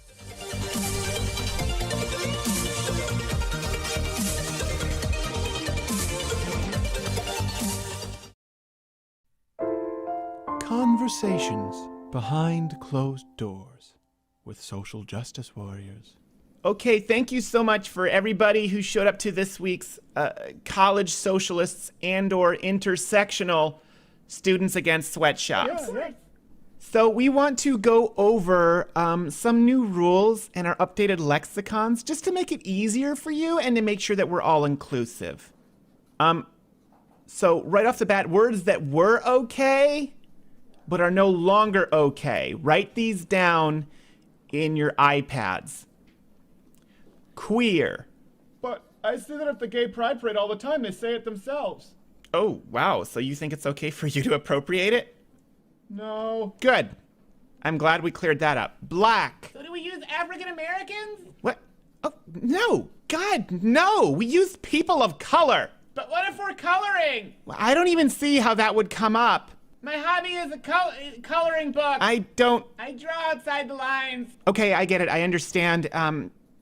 Technically, black isn't a color. It's more of a shade. So let's say people of shade. You said black! You said black! You did say black! Oh, shit. Oh, okay, I'm really sorry. Please, this is new to all of us. We will go with people of shade. I just videotaped you and sent it to the ACLU. Yeah, I think that's a good idea. Yeah, and for everyone else, there's an app that you can use to record and send directly to the ACLU. It's best practice for this bitch. Wow, I can't even believe you would use that word. I mean, I think we're all beyond that. Not you. Okay, I think we're getting off track. I think it's important here that we focus on unifying and all coming together. That's offensive because I identify as a lone wolf. Okay, but you're not an actual wolf. But you're an actual bitch. Conversations behind closed doors with social justice warriors.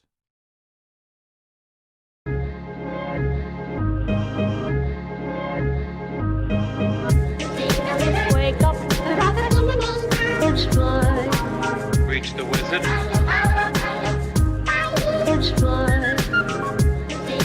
Wake up, Reach the wizard. All right, glad to have our next guest. You know him, you love him. Infowars.com, of course. All kinds of stuff on the YouTube. And the wonderful Baby Blues, Paul Joseph Watson. Thank you for being with us, sir. Good to be back, Stephen. You say that, but you don't look like you're glad to be back. Good to be back, Stephen. Begrudgingly. No, I've got that kind of countenance. Well, we were just talking about this off air. You, in my mind, not Gay Jared, when I think of Paul Joseph Watson, this is exactly what I think of every time. That background, that jacket, that shirt. Are you like Doug, where you just open the closet and it's 50 of the same outfit? The shirts differ, if you've noticed, but the jacket always remains the same. You know, it's the best one. It's the only one that fits, basically. So, all right. Why change a winning formula? Well, there you go. Yeah, it's always like if you read the comments, half of his comments are about how they. Well, I'm going to do here. A third of the comments are about how they love his points. A third of the comments are how you're secretly a reptilian overlord, and then a third are about how they think you're cute. So. Well, it used to be about me wearing lipstick because I had the contrast wrong on my videos, and now it's about how I'm permanently stoned because I've got red eyes. Well, no, it's because I'm literally on the internet staring at a screen for 14 hours a day. That's why I've got red eyes. You know, you've got to be smoking weed all day. Well, you've got to be careful because, you know, Go Raimi. I'm sure you've seen some of his videos. Really funny stuff. He had to go get he went permanently blind from working at the computer. I don't know if I'm letting the cat out of the bag. Hopefully he won't get mad. But I think his was from playing Call of Duty. And he didn't sleep for 4 days because he was in a clan or something. And the doctor said, no, you caused permanent damage. So hopefully none of that in your future. No, about 5 years ago, I suddenly got those floaters, you know, when you look up at a blue sky and you see things floating in your eye. And that was the point where I was broke, and it's got a little bit worse since, but, you know, we make these Is that macular sacrifices. degeneration? Is that what that's called? I think so, yeah, but it's so common that 50-60% of people get it anyway, but... Okay, that makes me feel better about my Uber driver then. Remember, Jared, he had that? Yeah. So they had macular degeneration. He was hitting the brakes 5 feet early from the stop sign. I'm like, 4-star this one to be safe. Okay, so Paul, we wanted to get you, and you're so busy, to talk about the Hillary health situation. That's kind of not as big because so much has happened since then. First off, before we get into anything, and I know, who do you think wins? I know who you want to win and who I want to win. After this week, who do you think wins the election? If you gun to your head, you just have to pick who you think is most likely to win. I'm inviting the wrath of the alt-right once again. Obviously, heart says Trump, but head says Hillary. Yeah. I mean, that debate, you look at the polls after that debate, it wasn't a great success. I think Trump needs to win big on Sunday in this upcoming debate. He can't just sneak it on points. He needs to go on the offensive. he needs to absolutely crush her in a similar vein to how Pence crushed Kane last night, even more so probably. Yeah. And I think, you know, he really needs that massive victory. Of course, a lot of the alt-right are locked in their own echo chamber, just like the left. But, I mean, there's still that element, which is all the enthusiasm seems to be behind Trump. You look at his rallies, absolutely huge, packed audiences. You look at Hillary's rallies, barely anyone there. You look at, you know, 65, 70% of Google, Facebook, Twitter searches are all about Trump. I mean, that can't all be Putin troll bots just amplifying Trump propaganda. There seems to be a lot more enthusiasm. And it might be the case that those kind of you know, those surveys are skewed because people are afraid of this kind of social stigma. Even though they're going to vote for Trump, they say they're not. We saw that before Brexit.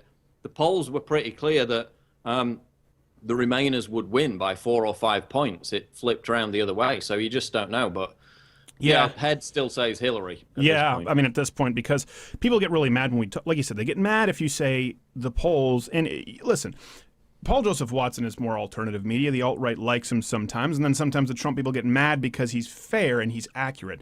I think some polls are definitely skewed. However, the totality of the polls, including local state polls, including national polls, I mean, at a certain point we have to say, right, okay, there's a consistent trend here that it looks like Hillary is far ahead, particularly in swing states. And my worry is that you're not allowed to say that around a lot of the Trump people. And so that's an excuse to be complacent. They're rigged. They're rigged. And you see people just saying that. It's like, well, but that's not an argument. You still need to be actively convincing people, and saying the media is rigged is not enough. Do you worry about that a little bit? Yeah, I'm concerned about it. I mean, you still have to remember that some of those polls are rigged because they sample significantly more Democrats than Republicans. Like Monmouth routinely does that, and, you know, Hillary always comes out on top. I mean, the thing that turned me more pro-Trump, you know, 6 months ago, I was kind of on the fence. Originally, I was supporting Rand Paul, if you go back to the first Republican debates. Yeah. But what turned me more pro-Trump was the media's treatment of him. Sure. I mean, they brazenly came out and said, we've abandoned all neutrality. He's literally Hitler. He's going to destroy the world. That kind of total hysteria was really an insight for me, to the point where now, you know, this Alicia Mercado fat-shaming controversy that isn't a controversy at all. The New York Times came out and said their fact-checkers looked into it and found that there was no sex tape involving Alicia Mercado. She's on Spanish reality television having sex on tape. How is that not a sex tape? Yet they come out and say there's no sex tape. So they're engaging in outright hoaxes because, again, they've set themselves up as, you know, the moral arbiters of this huge thing where they have to prevent the reincarnation of Hitler getting into power. And I think you're the same boat as me, where I feel compelled to defend him on those issues, but then I go, damn it, Trump, why do you make it so easy? Why do you get up at 4 a.m. to just let it go? Don't talk about Machado and it'll go away. He can't let it go. And it's like, it becomes an exercise in futility just to it would be better if he just remained silent and let the media show their cards. Yeah, I agree. But I mean, it could be bait, but it's still so tempting when you've got something as transparent as this Mercado thing, where he's literally on tape complimenting her and defending her against people putting pressure on her over her weight. And then from a wider perspective, it's like, big deal. Trump may have called someone fat 20 years ago. You know, Hillary desecrated the Middle East. You know, Libya, ISIS, Benghazi. We've got new whistleblowers on that this week. That's important, not what Trump said or possibly said about a woman 20 years ago. But again, the media fixates on these scandals. The tax thing, New York Times was doing the same thing. Hillary was doing the same thing. It's manifestly objectively provable, and I'm not a rah-rah Trump person, that the Hillary scandals are far more damning, far more damaging. She's talking about going to war with Russia if there's any kind of evidence that they hacked emails. I mean, that's a far bigger threat than Donald Trump saying mean things about a woman. I'm sorry. She's obviously the bigger threat politically with the Supreme Court picks and geopolitically with her warmongering. Right. And I think this is where people get hung up, whether it's you or me. There are two kind of issues that we're dealing with Trump, right? Purely from a pragmatic standpoint, a political standpoint, who is worse? Without a doubt, Hillary Clinton. right? But then with the electability factor, who it can be made to look like more of a liability as far as temperament, as far as the way they act out. Well, it's very easy for the media to do that with Trump, even if they already want to do it, because Hillary, for all of her faults, is incredibly calculated. Right now, she's staying away from the spotlight, trying to give Trump enough rope to hang himself. Speaking of which, when you were talking about the other debates, what about the VP debates? This outrage that Pence said, there you go, whipping out the Mexican thing again. Are we to believe that the term Mexican is now racist? I'm not even necessarily privy to why there's outrage. Well, I mean, he also said, I think it was equally shocking, that he was Hillary's right-hand person. He refused to even say the word man. He refused to call himself a man. You know, when sick Hillary's health inevitably fails, Kane. which I think it will at some point, this guy's going to be your president. How's he going to stand up to Vladimir Putin or China when he's too afraid to use the word man because it might offend somebody? Well, you don't know what gender he is that day. How dare you? You have no idea. I said on Twitter, there's a little bit of resemblance to him and Stephanie. He looks like if Lady Elaine from the merry-go-round of Mr. Rogers had sex with the fat grits guy from My Cousin Vinny. No self-respecting Southerner uses instant grits. Yeah, I can see that. That's Tim Kaine. Even the left with that debate has had to say, "Oh my gosh, look at the amount of interruptions from Tim Kaine. It was absurd. It was like a 2-to-1 ratio for him. It was nuts." And the moderator was biased again. They were like, "Oh, the moderator was okay." Well, no, the stats show so she was interrupting Pence all the time. But I think the main takeaway is, you know, almost 50% of Americans don't know who Kaine or Pence even are. So it's not going to have that much of an effect on the polls. A funny tweet that I saw about this, given, I think Drudge it was, who put up a funny photo of Kaine where he looked like one of those creepy clowns. But somebody tweeted out, "Mike Pence sounds like a wise uncle who tells you stories about life that have important lessons. Tim Kaine is the uncle that touches you." And that's what he looks like. He looks like one of these creepy clowns that's on the loose. So it doesn't. I think it's really sort of shined a light on when Hillary first announced it. They said, "Well, Tim Kaine," and there was something else in the news. So they're going, "All right, let's move on." And now people are having time to reflect and go, "Wait, hold on a second. Tim Kaine, this slipped under the radar? He's there? Really?" And I think, if anything, it's awakening people to sort of her calculated decision-making because she thought it was a safe pick, and now people realize that he's a dumbass. Exactly. I mean, he looked totally out of control, didn't he? He looked hopped up on caffeine. I'm right in thinking that's the only VP debate, right? They only have one of them, maybe two. That's the only VP debate. There's his Yeah, European side showing. I mean, who remembers the previous VP debate? Nobody. They don't have any effect on the polls. Palin was big. Was Palin and Biden, because she was such a game shaker. I think this is probably one for the election that has the most highly rated debates presidentially. I think it's probably the flip with the VPs, because even Paul Ryan brought a lot of sort of questions in the last election. Yeah, it's pretty vanilla all around. Yeah, the candidate. I mean, Palin shook things up a bit. Even Paul Ryan, I think, kind of shook things up a little bit more. This is just two old white guys again. Yeah. The X factor, though, is Assange, because although he gave us all blue balls the other day with this announcement that was nothing whatsoever, although, to be fair, WikiLeaks never said that they were going to release an October surprise. The spokeswoman for WikiLeaks, or the editor for WikiLeaks, said yesterday after that, nobody noticed her comments, that in a few days, those were her own words, they would release information on the US election. So that could be Friday before the debate. There's a lot of speculation about what's going to be in it. But of course, you've got WikiLeaks, you've got Assange tweeting this story about Hillary Clinton supposedly joking, although she sounded serious when she said it, about threatening to drone strike Assange.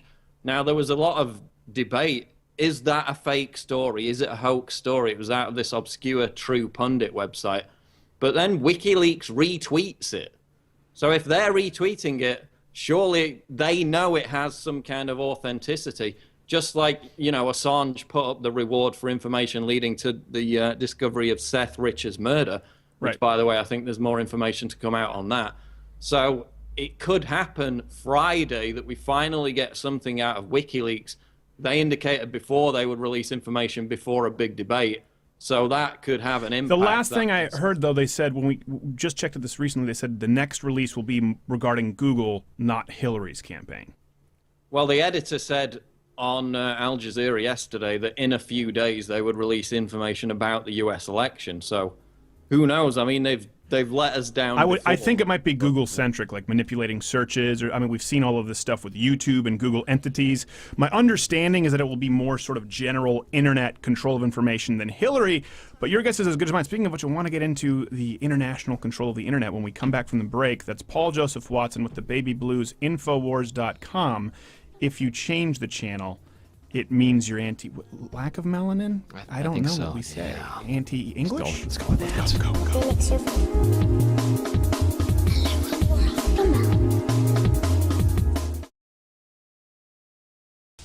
Oh, I'm permanently blinded by the soap's chemicals. I'll never see again. I should have gone organic. It's a good thing you can subscribe to the audio version on iTunes or SoundCloud. Oh my, that's convenient, but tell them about the website as well. What's the address? LauderWithCrowder.com. Even if you're blind, I don't know how Braille works on a monitor. When it's time to party, we will party hard.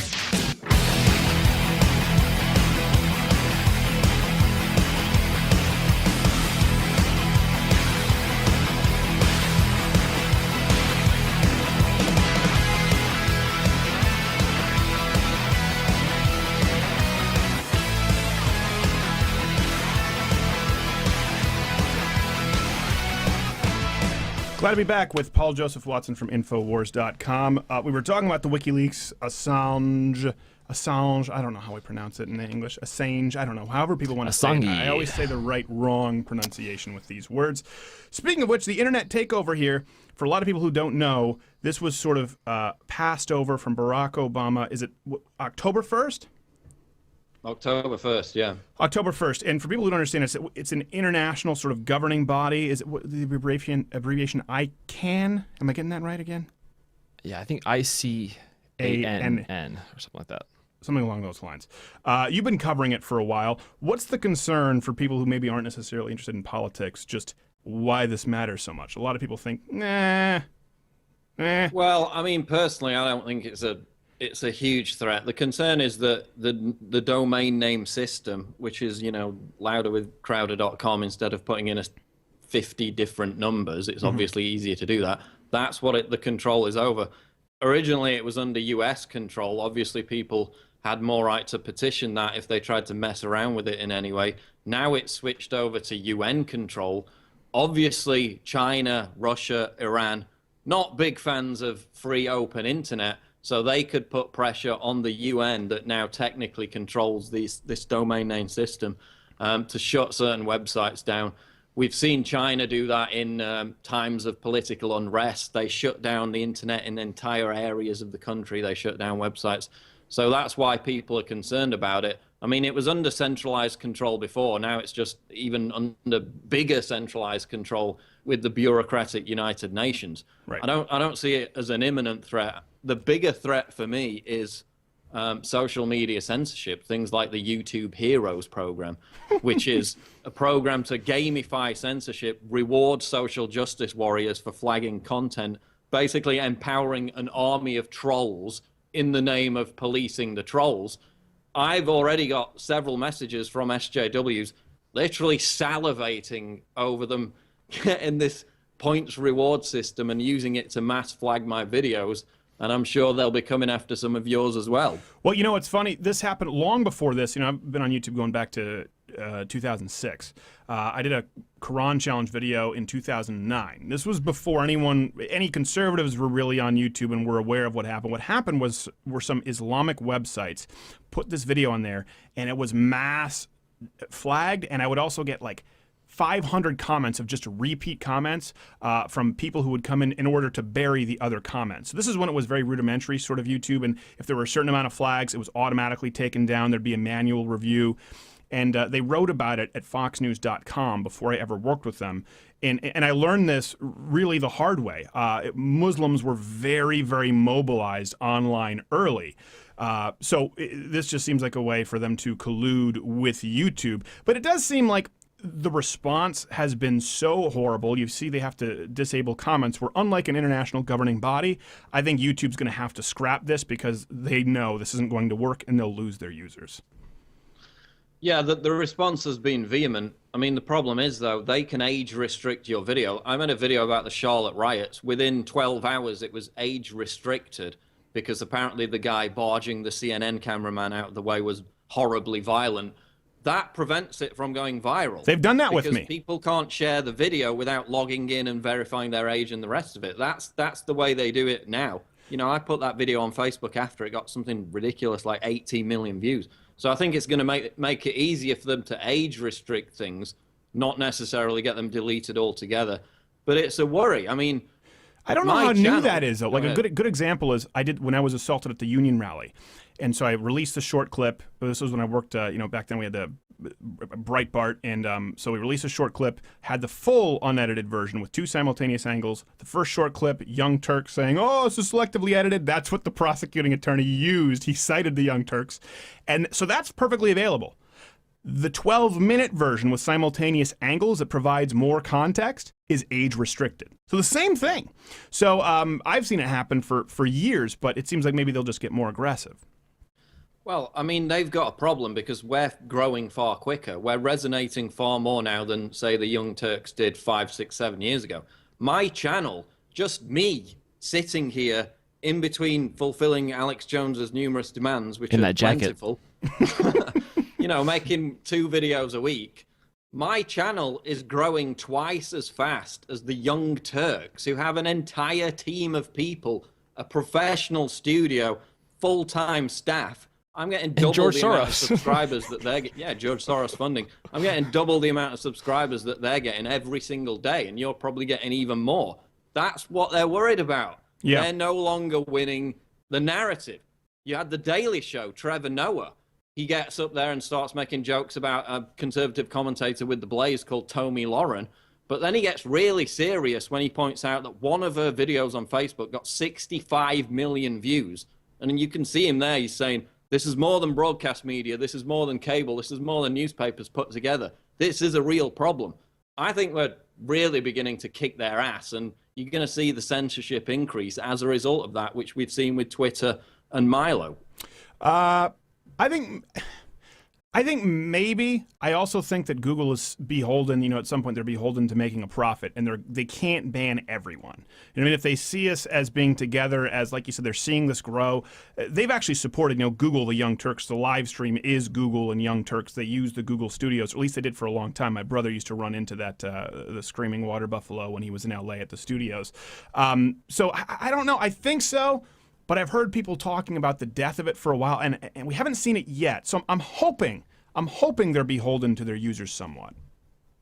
I don't think it's going to die. I don't think they're going to ban us all en masse. I think they're just going to continue to allow their system to be gamed, which it already is, to prevent more of our content going viral. But, if you look at the numbers, we're still kicking their ass, and they're very concerned about it, which is always good to see. But, I mean, you mentioned Arab Twitter. I mean, I think Milo got banned one time, suspended from Twitter because of one tweet that was mass flagged because it circulated in the Arab world. Yeah. So they've still got a lot of power. If they're handed these kind of tools, then it could get messy. So, it's still a concern for me. Paul Joseph Watson from Infowars.com. He's across the pond, so that means time difference. It's a pre-tape. We'll do a web extended, louderwithcrowder.com. To those listening live, stay tuned and go check it out on the interwebs before it goes away.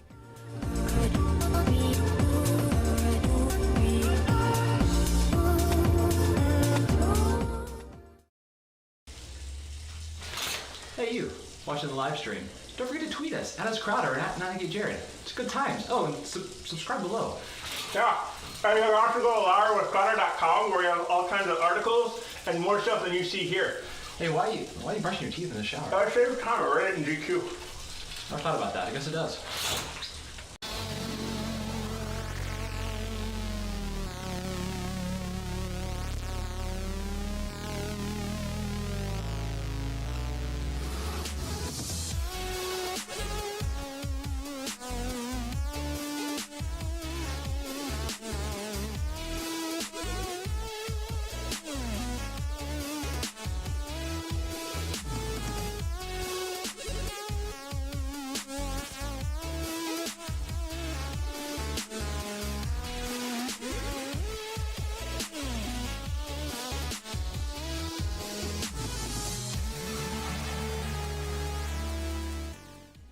Glad to be back.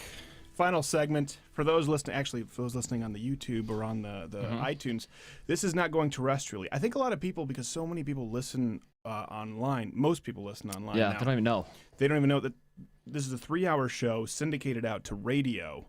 Hence the breaks, hence the breaks. Which we like anyways. Yeah, the reason, to kind of give you, and we're going to be reading your tweets here live, some good questions coming in.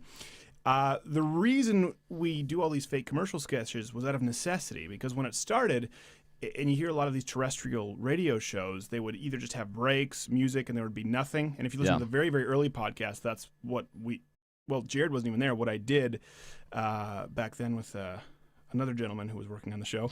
And then we just said, we have all this space. Why don't we just make this fun? And it started out with a couple of fake commercials. And then it got a little more creative with commercials, and then we just said, why are we just doing fake commercials, limiting ourselves? Let's just do a bunch of sketches that we couldn't put in the show, so when you're listening online, that's what you hear. Even breaking news actually developed as we were doing those live. You remember, we just trigger them live in the middle of the show, and you have to make something up. I think the first one was about the Pope opening fire on his congregation. Was that what it was? It was the very the first Pope breaking news. Fire because everyone was mad at the Pope. I remember that. That was Perry Matheson was born. But live doesn't lend itself to too many bloopers, forgiving bloopers. You just got to nail it. And, it's true. It is, well... I remember cracking up live on and the it's show. also against the It was law to not have very fake breaking professional. news on a real show. Is it? I don't know. Probably not. I have no idea. They rely on the time on the news. What would be different about that? The point is now we have no time limit, no time constraints. For those who are listening, of course, we'll be live streaming the debates. For those, depending on when you're listening to this, because the internet lives forever. Remember that, kids. We will live stream every single presidential debate.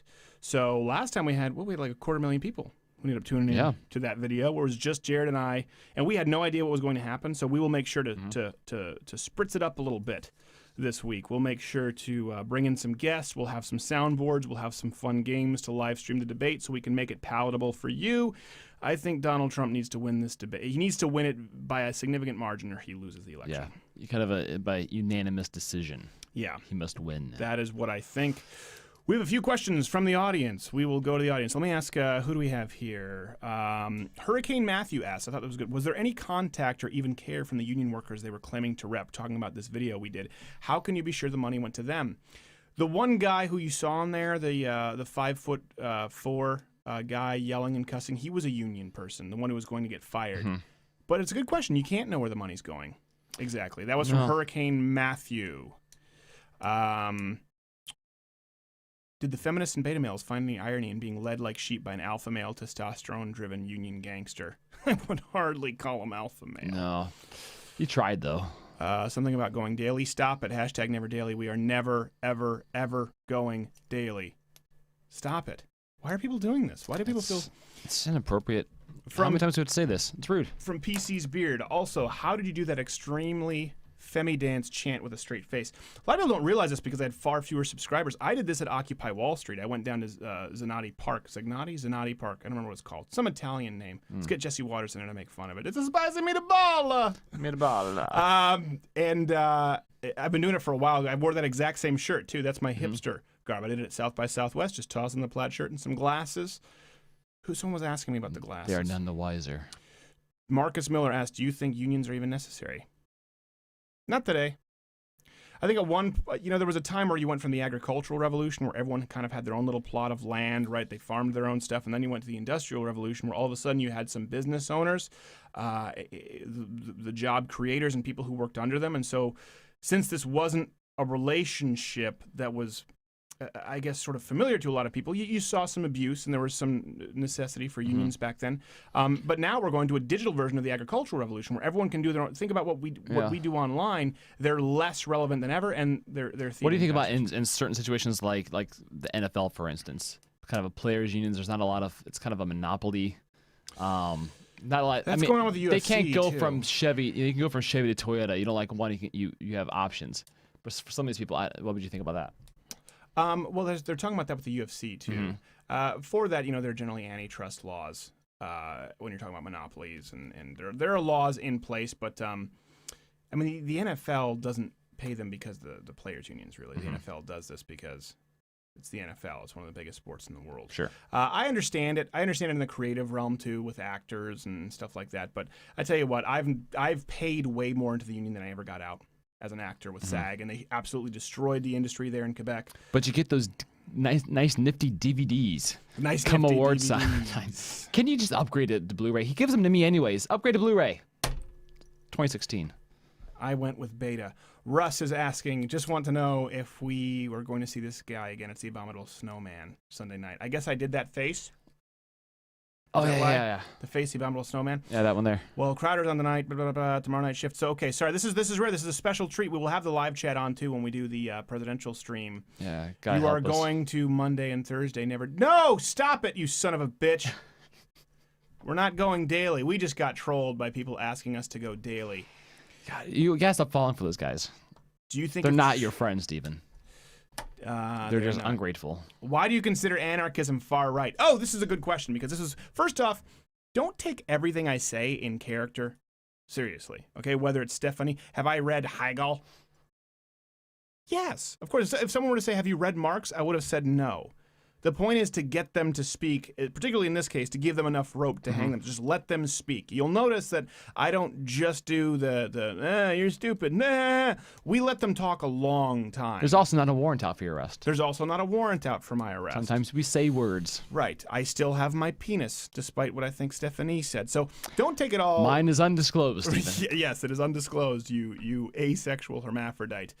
So don't take everything in character so seriously. Something, too, people took the Ariel Winter when I said, do you have any idea how disgusting teenage boys are? Like, well, how would you shame if they're just expressing their own sexuality? How are you one of those Christians who's against masturbation?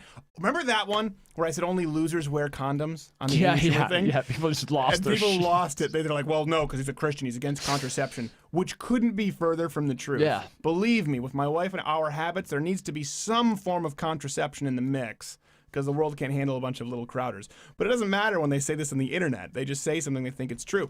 Here, the thing with anarchism, though, so that was said for speed, right? I'd say, okay, anarchism sort of right-wing, communism left-wing. That being said, anarchy, absolutely. And I know we can get into in practice and what your professor taught you. Let's bring up the Merriam-Webster definition of anarchy. We didn't have the opportunity. So, anarchism.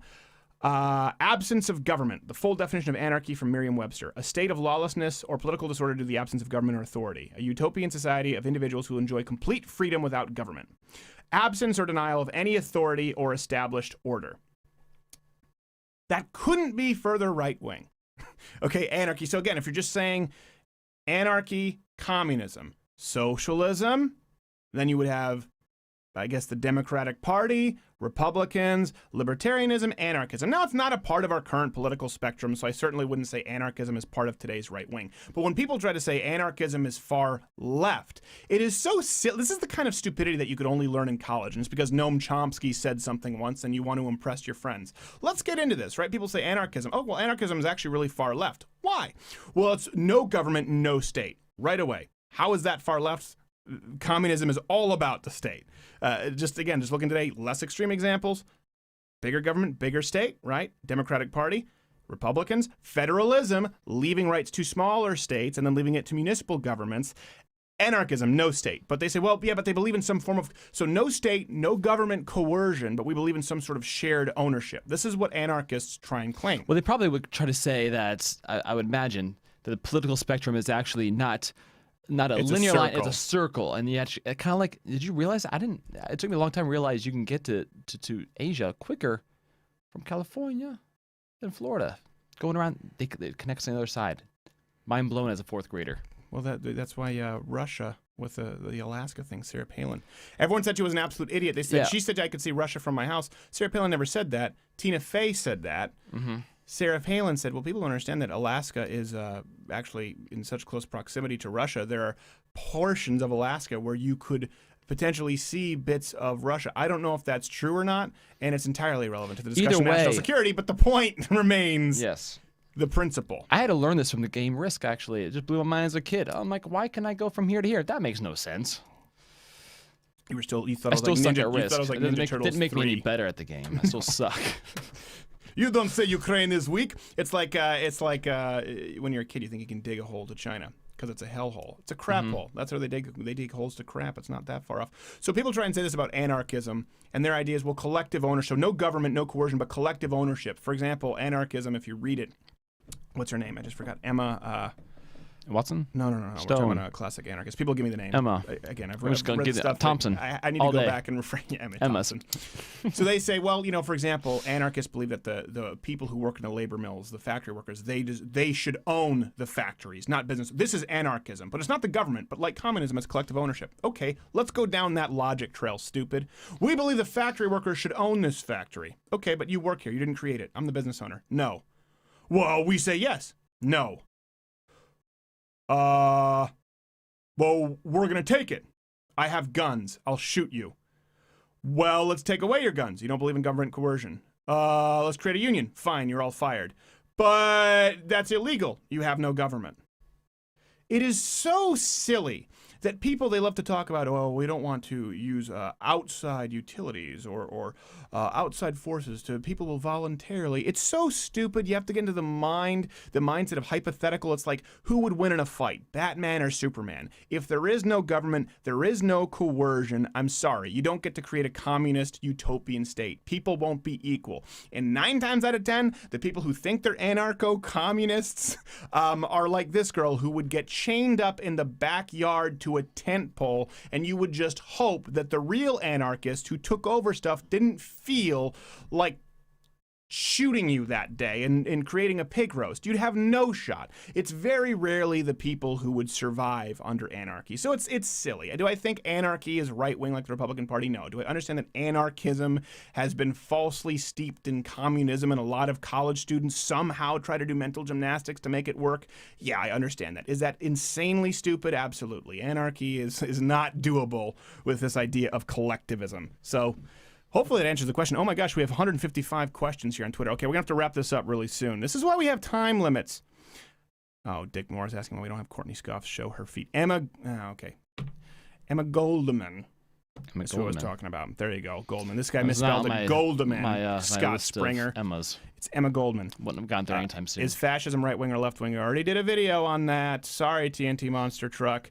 Where can we get your awesome merchandise? The show is never going daily, and there's never going to be a merchandise store with the socialism is for figs and not gay shirts very soon. Okay, let me do 2 more questions.